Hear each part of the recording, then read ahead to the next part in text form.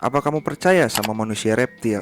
Pernah lihat thumbnail atau gambar kayak gini nggak? Atau pernah lihat channel-channel YouTube yang ngebahas tentang alien dan lain sebagainya? Terus gimana tanggapan kalian sama konten kayak gini?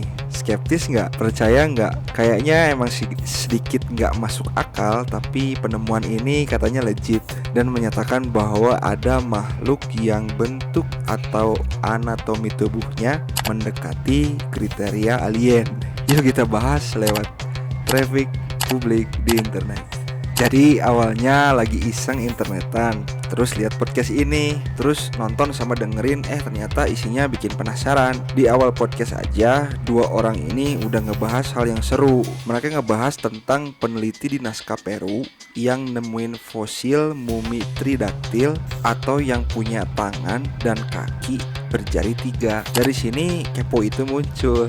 Dan setelah nyari-nyari di beberapa website, akhirnya nemu website resmi yang ngebahas spesifik tentang penelitian ini. Jadi menurut dokumen resmi di web ini, semua ini awalnya kejadian di tanggal 1 Agustus 2019, di mana pihak dari Universitas Nasional San Luis Gonzaga di Ica Peru nerima 4 jasad kering dengan karakteristik gabungan antara manusia dan reptil. Pertama baca ini aja udah ketawa-ketawa sendiri, plus nanya ke diri sendiri, apa emang beneran ada ya makhluk kayak gini? Nah, jasad-jasad ini diserahin sama jurnalis yang namanya Jorge Israel Mantilla Carvajal atau biasa disebut Joyce Mantilla. Dia ngasih jasad kering ini ke kampus itu untuk tujuan penyimpanan, pelestarian, dan pelaksanaan investigasi buat nentuin semua ini beneran asli atau manipulasi. Di dokumen ini juga tertulis jelas bahwa sumber informasi yang diberikan semuanya dirahasiain. Jasad terbesar ditemuin dengan ukuran yang mirip kayak manusia dengan beberapa perbedaan yang mencolok. Perbedaan itu terletak di beberapa bagian, di antaranya tengkorak pada jasad ini bentuknya memanjang dan punya 3 jari di tangan sama kakinya.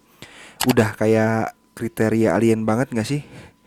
Ini semua dilakuin analisis secara osteologis atau ilmu yang mempelajari struktur, fungsi, penyakit, perkembangan, dan identifikasi sisa-sisa kerangka pada tulang. Dari hasil analisisnya nunjukin bahwa struktur tulang nunjukin keselarasan dan kecocokan. Gak ada sama sekali bukti mutilasi falang atau tulang jari. Malahan mereka nemuin gejala sisa-sisa radang di bagian tulang belakang sama di kaki mumi ini. Jasad yang lebih kecil ukurannya sekitar 60 cm.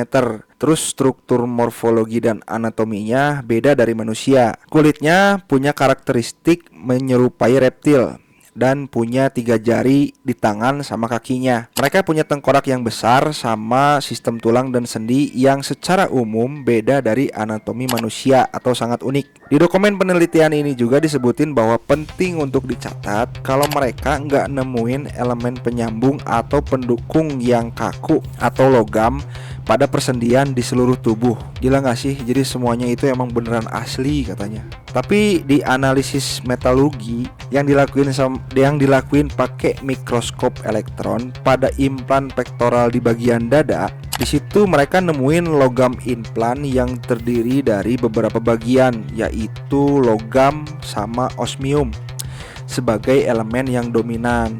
Osmium adalah elemen yang ditentuin secara resmi sama Smithsonian dan William Hyde pada tahun 1803 karena osmium ini punya sifat listrik. Osmium juga dipakai untuk pembuatan beberapa perangkat elektronik sama produksi sensor. Terus mereka neliti juga implan itu pakai mikroskopis lewat metalografi optik dan mengungkap kalau di implan itu punya keberadaan material matriks, mikrostruktur, mikropropositas, dan mikroinklusi. Susah banget ya ngomongnya. Tapi terlepas dari kenyataan dan segala kemajuan yang nunjukin kalau jasad ini punya anatomi unik dan secara pandangan biologis nyata atau ada implan osmium tadi, tapi tetap aja masih harus dilakukan studi yang lebih mendalam dikarenakan adanya temuan perbedaan yang sangat nyentrik banget sama bentuk atau struktur di jasad ini. Para peneliti juga nekenin kalau hasil awal ini belum bersifat konklusif atau final. Dan mereka juga bilang kalau mereka nggak pernah ngeklaim jasad-jasad ini adalah makhluk luar angkasa atau alien. Dari serangkaian investigasi mereka tentang jasad ini, hal yang paling jauh atau nggak mungkin buat mereka secara ilmiah adalah ini merupakan tubuh biologis dari asal-usul yang nggak diketahuin, yang pernah ada di masa lalu dan jelas bukan manusia. Gila sih, ini udah kayak beneran aja nemu fosil-fosil alien gitu kan. Mereka juga nekenin kalau penelitian ini juga nggak ada sangkut pautnya sama sekali dengan media, politik, ekonomi, atau kepentingan lainnya.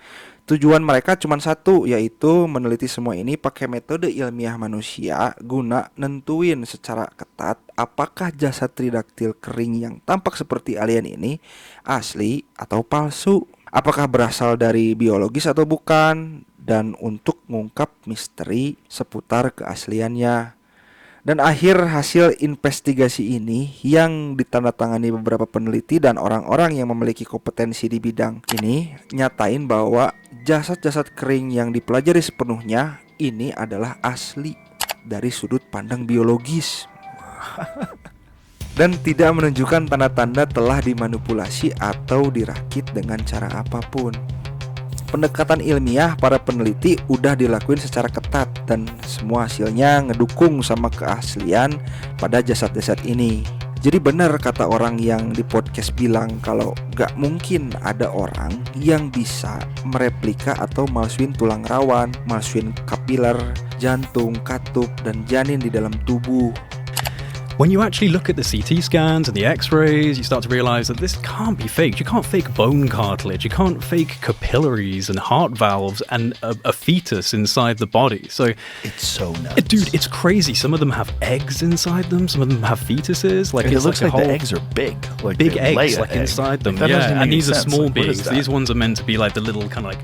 Ini menarik perhatian ilmuwan dan akademisi di berbagai dunia karena beberapa bukti-bukti yang konkret dan relevan pada jasad ini. Dan temuan relevan lainnya nemuin kalau ruas jari di tangan sama kaki jasad ini punya 4 ruas. Sangat beda sama manusia yang cuman punya 3 ruas jari. Jadi kalau punya 4 ruas jari, mungkin jarinya sedikit lebih panjang daripada manusia. Penemuan lainnya ada di tulang tumit yang beda dari manusia pada umumnya. Dan menariknya, peneliti menyimpulkan kalau pada semasa hidupnya makhluk ini nggak bisa jalan tegak kayak manusia. Jadi cara jalan mereka condong ke depan. Sama ditemuin pada ujung ruas jari kakinya agak sedikit melengkung atau mencengkeram. Jadi kalau ngelangkah jarinya punya daya untuk mencengkeram supaya mereka tetap stabil. Nah ini juga menarik dari beberapa kasus atau penemuan lainnya serta isu-isu sensitif atau urban legend masyarakat di Peru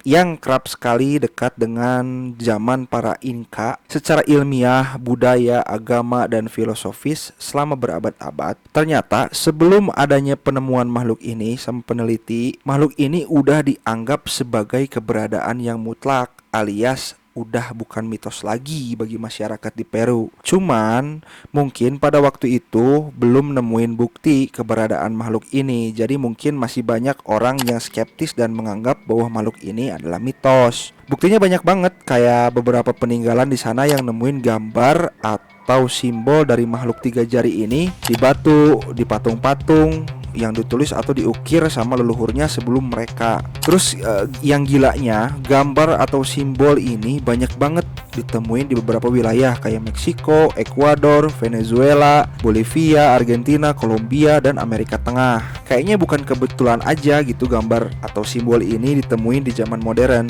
Dan gak mungkin juga kan ini adalah suatu bentuk imajinasi yang kolektif yang kejadian di antara budaya-budaya zaman dulu yang kepisah ruang dan waktu yang sangat jauh. Soalnya wilayah Nazca di Peru ini katanya wilayah yang emang banyak misteri dan teka-teki dan banyak hal aneh lainnya. Kayak ada garis Nazca yang bisa dilihat dari atas dan ngebentuk simbol, pola, atau gambar aneh. Atau sumur hidrolik spiral Nazca yang jadi bukti teknologi atau teknik hidrolik yang luar biasa. Kalau dipikir secara awam, masa iya di zaman dulu ada yang bisa buat hal kayak gitu. Terus gimana cara buatnya di zaman dulu yang masih minim teknologi kayak sekarang. Hal ini juga mungkin yang jadi menarik perhatian beberapa orang untuk nyari dan meneliti beberapa lokasi geografis di Peru. Banyak seperti kalangan peneliti, jurnalis, arkeolog, dan yang lainnya yang tertarik dan mencari hal-hal kayak gini di Peru karena budayanya masih kuat banget kayaknya. Jadi dengan temuan jasad ini ngebuktiin kalau orang zaman dulu atau para leluhur di sana udah ngasih tahu kita secara nggak langsung lewat gambar atau simbol yang ditulis atau diukir sama mereka tentang makhluk tiga jari ini. Kalau emang benar analisis genetik DNA nunjukin kalau ini adalah spesies yang beda sama manusia, maka ilmuwan bakal ngebuktiin kalau peradaban Peru kuno di zaman dulu punya sejarah hidup berdampingan dengan spesies cerdas kayak alien seperti makhluk ini. Ternyata makhluk ini nggak punya rambut sama daun telinga, dan di dalam penelitian dijelasin bahwa mereka semasa hidupnya mempunyai mata yang menonjol dan sangat besar. Kalau dipikir-pikir ini hampir mirip kayak kejadian atau insiden Barney dan Betty Hill di tahun 1960-an. Mereka bilang pernah diculik sama makhluk kayak gini dan bilang kalau mereka ngelihat makhluk yang punya tubuh kecil dengan mata besar. Jadi ciri-ciri atau bentuk dari alien ini menyebar luas kemana-mana pada waktu itu, bahwa mereka mempunyai bentuk tubuh dan wajah persis kayak yang mereka ceritain. Dari beberapa jasad yang diambil sampel DNA-nya, ada fakta menarik lagi. Itu adalah kecocokan DNA dari tubuh jasad Maria dan Victoria yang memiliki 30% kesamaan dengan manusia. Wah, ngeri juga ya, ternyata ada campuran DNA kita di tubuh makhluk ini.